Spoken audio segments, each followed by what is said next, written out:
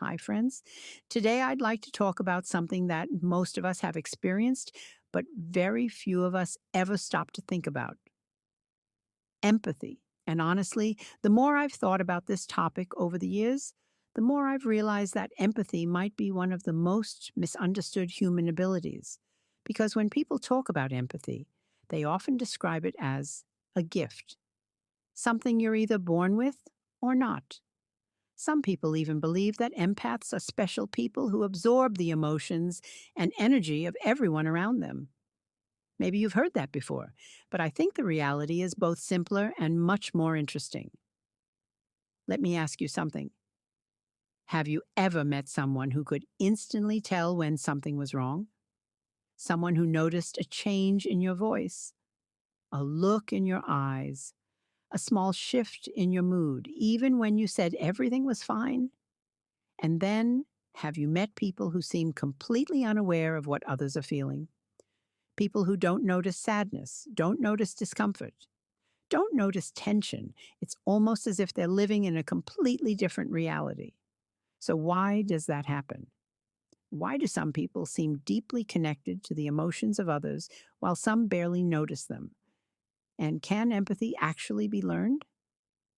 For a long time, I thought empathy simply meant feeling what another person feels. But the older I get, the more I think empathy is much bigger than that. Because empathy isn't only about feeling, it's also about paying attention, it's about curiosity, it's about noticing, it's about being willing to step outside your own experience for a moment and wonder what life feels like for someone else. And that brings us to one of the biggest misconceptions about empathy. Many people think empathy means feeling someone else's pain as if it were your own.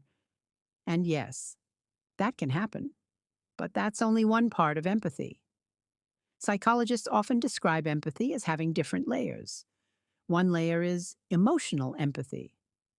That's when someone else's feelings create an emotional response inside you. If they're sad, you feel sadness too. If they're excited, you feel excitement. But there's another kind of empathy that I find just as fascinating. It's the ability to understand what another person may be feeling, even if you don't personally feel the same emotion. And that means that empathy isn't just a feeling, it's also a skill. And that's important because skills can be developed. Now, here's something I've noticed that people don't talk about very often. Some of the most empathetic people I've met didn't become that way because life was easy. In fact, sometimes it was the opposite. Many highly empathetic people grew up constantly paying attention to the emotional atmosphere around them. They learned to notice changes in people's moods, changes in someone's tone of voice, changes in someone's facial expression. Sometimes this happened because they grew up in loving environments where emotions were openly discussed.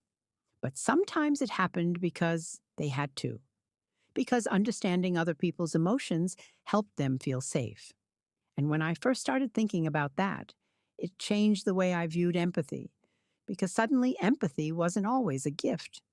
Sometimes it was adaptation. Sometimes it was survival. Sometimes it was a child learning to read a room before anyone said a word. And honestly, I think that's one reason why empathy looks different in different people. Not everyone developed it for the same reasons. Another misconception I often see is the idea that empathetic people are automatically kind and non empathetic people are automatically bad. Life is rarely that simple. Sometimes people seem cold because they're overwhelmed. Sometimes because they grew up in environments where emotions weren't discussed. Sometimes because they're exhausted. Sometimes because they're protecting themselves. And sometimes because nobody ever taught them how to recognize emotions in the first place. That's why I don't think empathy should be used as a way to judge people. I think it's more useful to understand where it comes from. And that leads to another interesting question. What does science actually say about empathy? Scientists generally agree that empathy develops through a combination of biology, experience, relationships, and learning. Some people may naturally be more sensitive to emotional cues, but empathy is also shaped by how we're raised, the relationships we experience, the examples we observe, the conversations we have, the way our emotions were treated when we were children. In other words, empathy isn't simply something you're born with. It's something that continues developing throughout life. And I think that's encouraging because it means that if someone feels disconnected from other people, that doesn't necessarily mean they'll stay that way forever. Empathy can grow.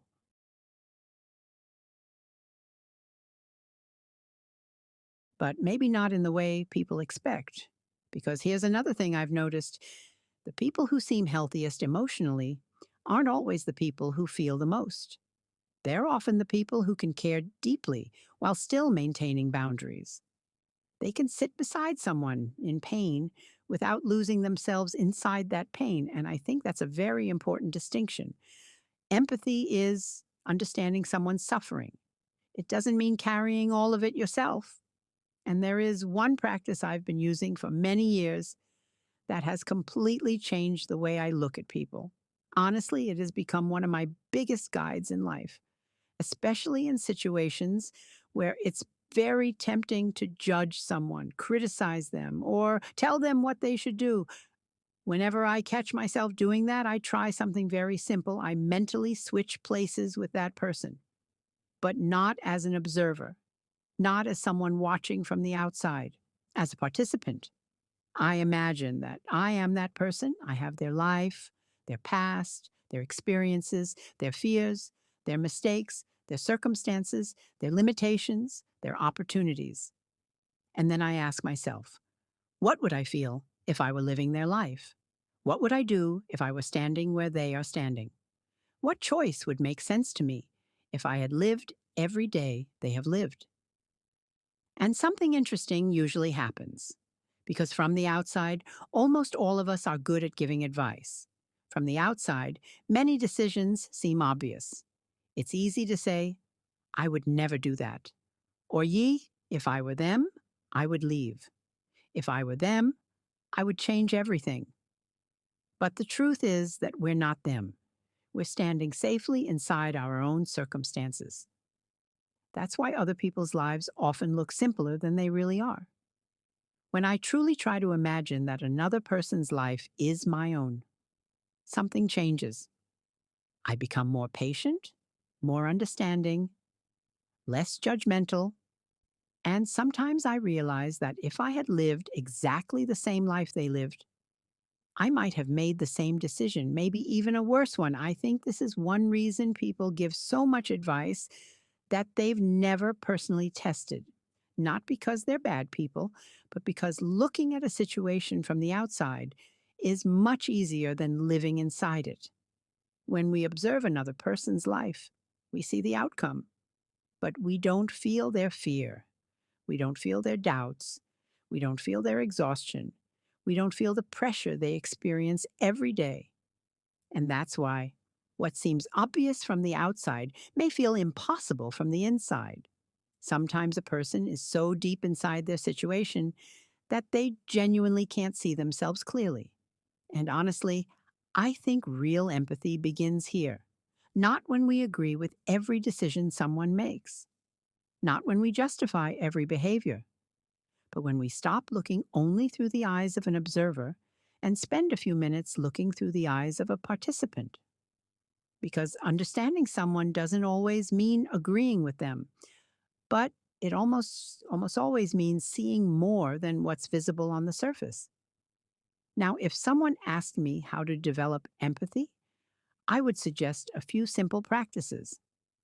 The first is to ask yourself one question during conversations. What might this person be feeling right now? Not what they're saying, not what they're doing. What might they actually be feeling? The second practice is listening without immediately trying to fix everything. Many of us rush to solutions, but sometimes people don't need solutions. Sometimes they simply need to feel understood.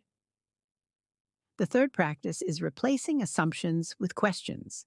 Instead of deciding what someone feels, ask them, You might be surprised how often our assumptions are wrong. The fourth practice is paying attention to body language. Human beings communicate far more than words. Sometimes someone's posture, voice, or expression tells us more than the conversation itself. And the fifth practice is one small act of kindness every day. Not because you expect anything in return, not because you're trying to be perfect, but because empathy grows through action. And I'd like to leave you with one small experiment. For the next 7 days, choose one conversation each day, just one. And during that conversation, focus less on what you're going to say next and focus more on understanding the other person. Notice their tone, their pauses, their expressions, their emotions. And afterward, ask yourself, what do I think this person was feeling? Not to prove yourself right, not to become a mind reader, but simply to practice paying attention. Because maybe empathy isn't a magical gift. Maybe it's a skill, a habit, a way of seeing people. And the more we practice it, the stronger it becomes. And honestly, the more I think about empathy, the less I believe it's about feeling everyone's pain. Maybe empathy is simply the ability to remember that every person we meet is carrying a story we cannot fully see. A story filled with fears, dreams, failures, hopes, regrets, and challenges. And maybe empathy begins the moment we stop asking, why would someone do that? And start asking, what might life look like from where they're standing? As always, take what resonates and leave the rest. These are simply my observations and experiences, not absolute truth, just ideas to explore together. If you'd like to support the channel, you can visit my Etsy shop. Your support helps me continue creating videos like this and helps keep this little corner of the internet going. And if you enjoy conversations about psychology, spirituality, self discovery, and the deeper questions of life, I'd love to have you here. Take care of yourself, and I'll see you in the next video.